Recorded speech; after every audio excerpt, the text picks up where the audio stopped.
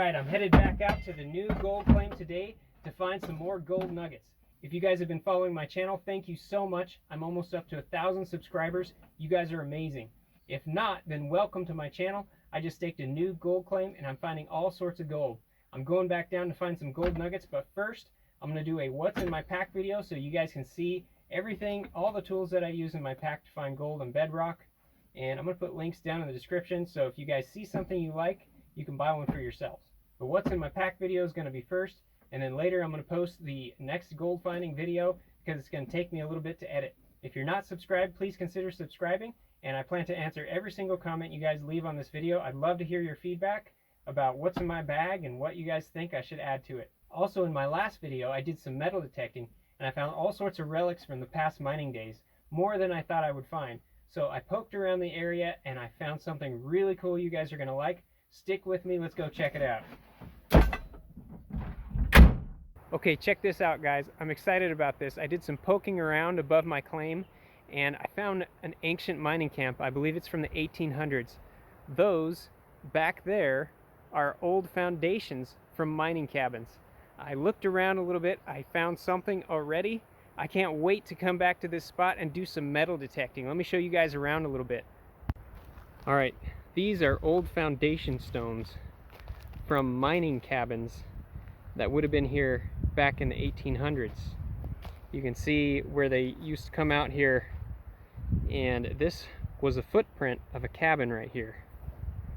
Over here next to it is another one, and there's another one next to that.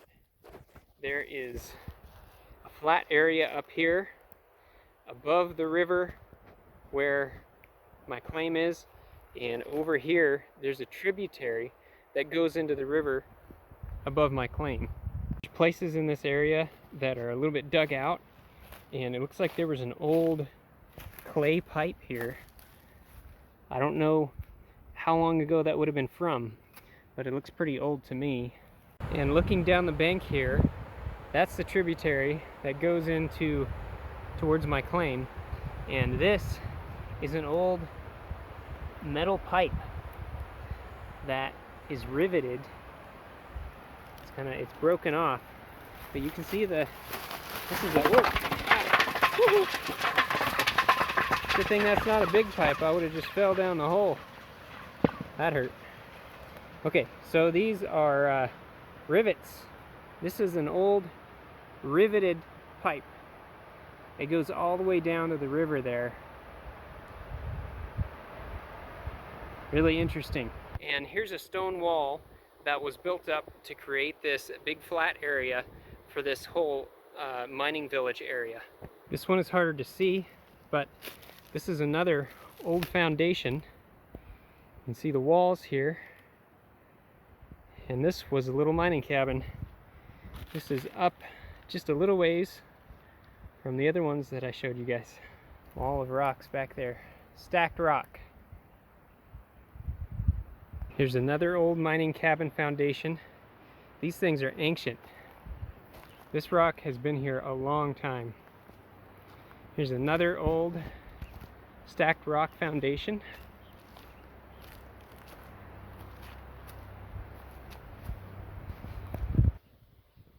Goes like that into the bank. Looks like the bank has kind of sloughed off onto it over time. And this is an old road. Not passable now, but used to go along this tributary down here into the river where my mining claim is. And back up this old road, there's another flat up in there, and there's more cabin stuff. This place is really old, really remote, and I doubt anyone's ever been metal detecting here before. I can't wait to come back to this spot and bring my metal detector and see what I can find. That's going to be in some later video sometime. Please subscribe and follow my channel.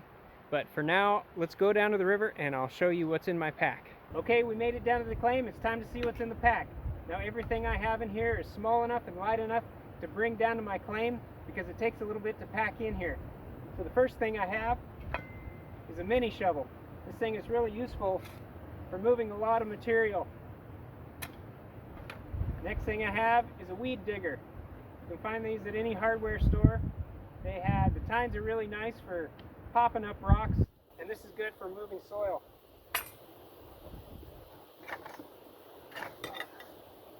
Next I have the fat scraper. It's nice and thick, nice and strong. This is really good for getting wedged rocks out of cracks. The best cracks have a lot of wedged rocks in them, and you can use this as a hammer or a pry bar. It's super strong. You'll break rocks before you break this thing. I really like this tool. And next thing is the skinny crack scraper. I really like this one for the skinny, really skinny cracks where the gold just jiggles down to the very bottom. You can get way down in there and pop the little nuggets out. It's not the best for prying on rocks, but it is very strong and it works really well for the skinny cracks. On the other end, it has a cup-shaped tool. This works really well for pulling material out of the crack so you can put it in your pan. I've also got a rock hammer for the super stubborn rocks that you just have to break apart to get out of the crack.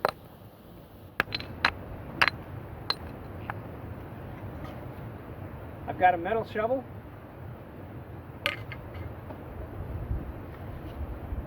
And a plastic shovel. This is especially useful if you're metal detecting. You can wave it under the metal detector and it won't set it off. But it's also a good shape for filling with material and putting in your pan. And water.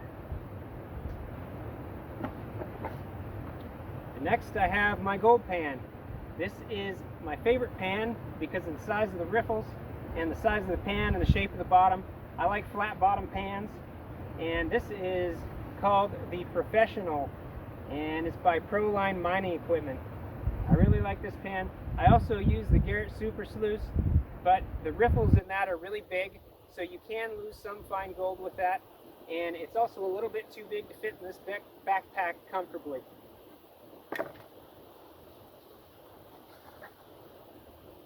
Next thing I use is a classifier.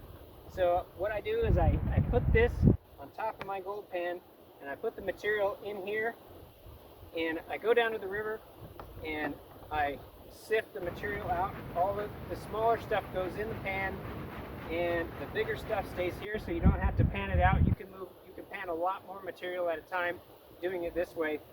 And I always check for nuggets when I throw out the bigger stuff. And next thing is gloves. Gloves are super crucial for doing this. You're going to wear through your fingertips if you don't have gloves. And actually this is what inspired the next video that I'm going to do, because last time I wore holes through the fingertips of all my gloves. I discovered I needed a solution to prevent that, and so I'm testing different wire brushes. So you guys have to see that one. And knee pads. These are a must because you're kneeling on rocks and sand. These will save your knees. Alright. And in the next pouch, I have my lunch and a Pinpointer metal detector. I like to use this in the cracks sometimes to see if there's any bigger nuggets. I think I got this one from Harbor Freight. So I'll try to find it and put a link in the description. Okay, next pouch, I have gold vials. So when I find bigger chunks of gold, I stick them in these vials so I can save my chunks, save my nuggets. And if you've been watching, I've been filling up one vial with the nuggets from the claim. Next, I have snuffer bottles. So what these are used for is when you pan out the material and you have a lot of fine gold in the bottom of the pan, you can't pick them up with your fingers, so you suck them up with these bottles and the gold goes in here. I usually have one for sucking gold, one for black sand, because there's really fine gold in black sand. You can process it later, and I keep an extra one with me. And I keep a pair of tweezers so I can reach down in the crack and pick up little nuggets that I can't reach with my fingers. I keep a little lock picking tool to get the little nuggets out of the really, really skinny cracks that the other tools won't reach into. And my crack spoon. So this is a regular spoon that I forged the opposite end on, and I made a little cup-shaped thing so that for the shallower cracks I can dig out the material. I can use the front of it to dig out material, and I can also use the back of it in the skinnier cracks to dig out material. And I have a Swiss Army knife. I never leave home without my Swiss Army knife. And in the side pouches, I have my camera gear, and that is everything in my pack. If you guys have any suggestions of what I should add to my backpack, please let me know. And next I'm going to go dig in that bedrock crack over there. I'm going to test all sorts of different brushes and see which one works the best for brushing material out of cracks. And I think I'm going to find some good gold. So stay tuned. I hope to see you guys next time. Thanks for watching. Testing, testing. Oh shoot! Safe!